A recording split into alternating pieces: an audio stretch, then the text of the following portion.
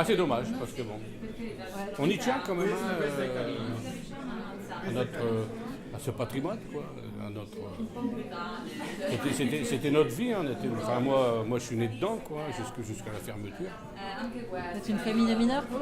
Mon père était, non, il travaillait à la mine, mais il était au jour, il était électromécanicien. Il était au jour, bon, il a été au fond quand même, hein, sur sa carrière. Il doit avoir 3-4 ans de fond, mais pas continu, quoi. Des fois, il descendait une semaine, 15 jours, s'il y avait un gros boom qui devait descendre, mais sinon il a fait la majorité de sa carrière au jour, comme électromécanicien.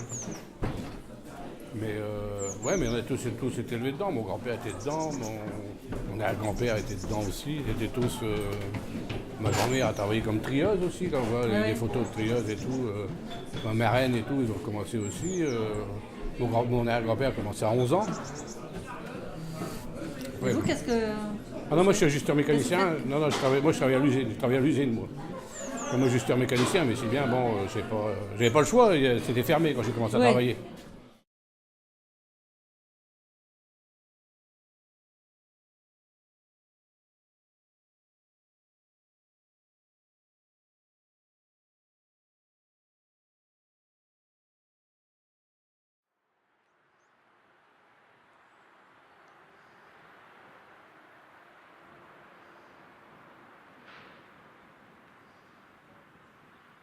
Dans les 60, il y avait une théorie qui disait qu'à la fin des années 90, qui était pas fou, hein, ils avaient bien vu, hein, en l'an 2000, il n'y aura plus de mines dans le nord de la France, c'est pas faux.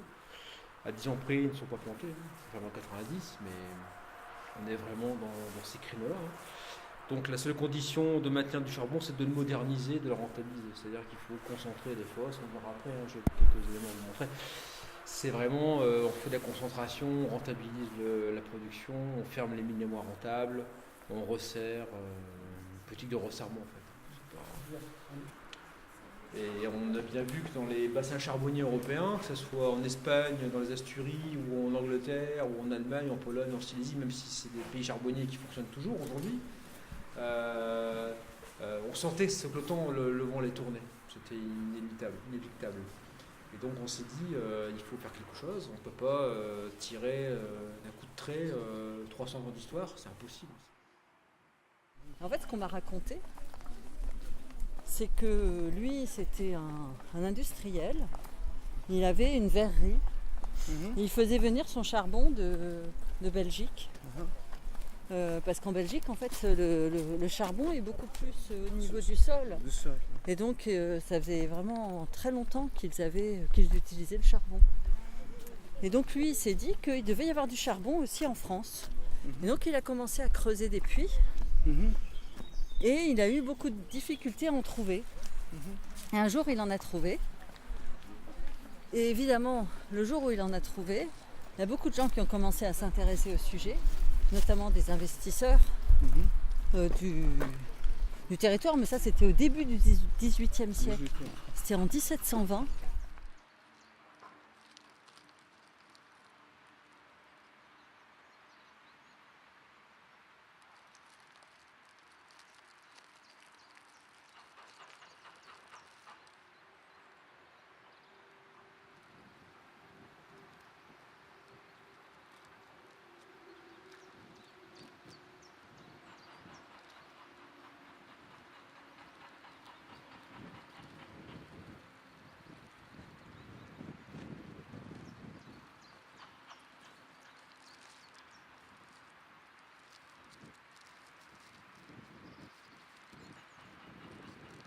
Quelque part dans l'humanité, on est passé du bois comme énergie pour se chauffer ou produire de l'acier ou du métal, du charbon.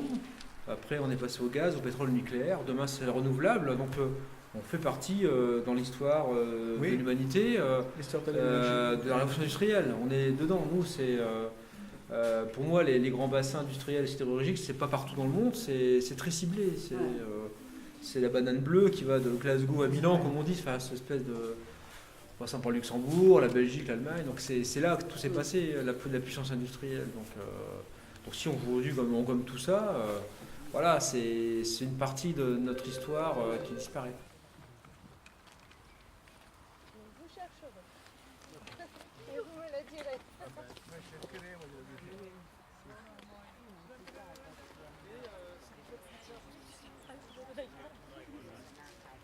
Après, pour attirer des nouveaux, il y a toujours moyen quand même à un moment, mais c'est compliqué des fois. Après, bon, les anges gardiens, eux, ils sont en route à récupérer plein d'endroits, plein d'espaces qui sont plus cultivés actuellement, qui remettent, qui remettent en culture. Et bon, Mais sur des espaces, des vieux anciens espaces industriels, il n'y a pas, je sais pas, par exemple sur des friches comme la friche du l'entre-deux, tu vois, la friche du 5, ou tu crois faudrait combien d'années pour que la terre elle puisse redevenir cultivable? Là, il faut encore enlever du caillou. Hein. Ouais, Il y a encore un peu de caillou quand même.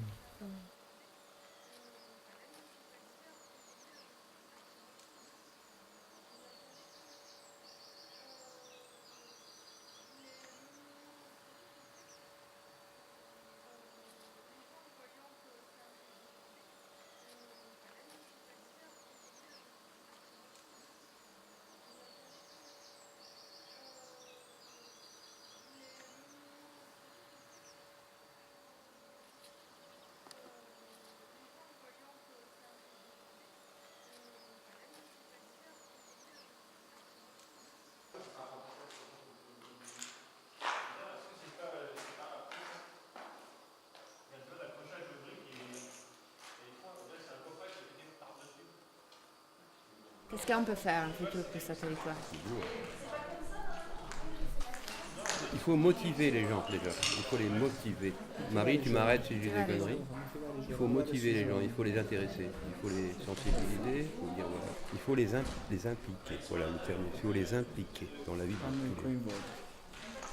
Non vanno lasciati alla loro inerzia disoccupati che si alzano a mezzogiorno. Voilà.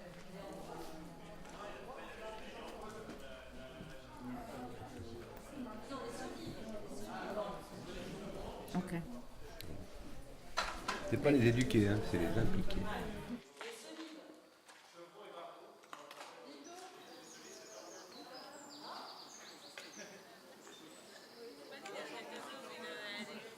On imagine que dans le projet, il y aurait aussi plusieurs étapes, parce que c'est une culture et il faut instaurer la connaissance de cette production-là. Et il y a maintenant une filière qui commence à se mettre en place dans le Nord-Pas-de-Calais. Le problème, c'est qu'il n'y a pas de unité de transformation. Les gens, même les plus pauvres, puissent accéder à de la nourriture de qualité et à la bio.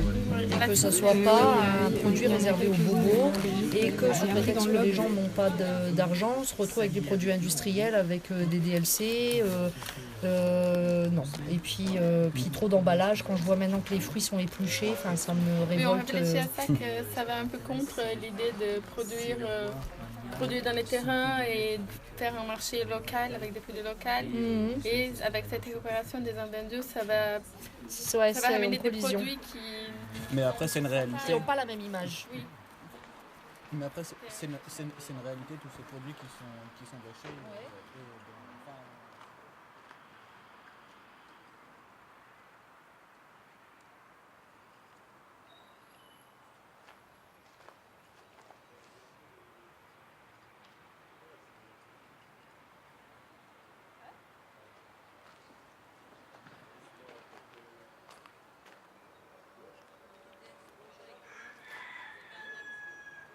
Et puis aussi, on en est arrivé à l'idée de l'archipel nourricier parce qu'on s'est intéressé à l'agriculture urbaine, tout ce qui... En ayant rencontré les gens de ce jardin, c'était encore plus précis pour nous, cette idée de repenser une boucle qui serait ponctuée par des petites interventions, mais qui servirait à cet archipel nourricier. Mais vu qu'il faut penser aussi à l'aspect un peu plus touristique du Cavalier et de cette boucle, il y aurait forcément d'autres projets avec d'autres programmes qui pourraient s'implanter à ces endroits.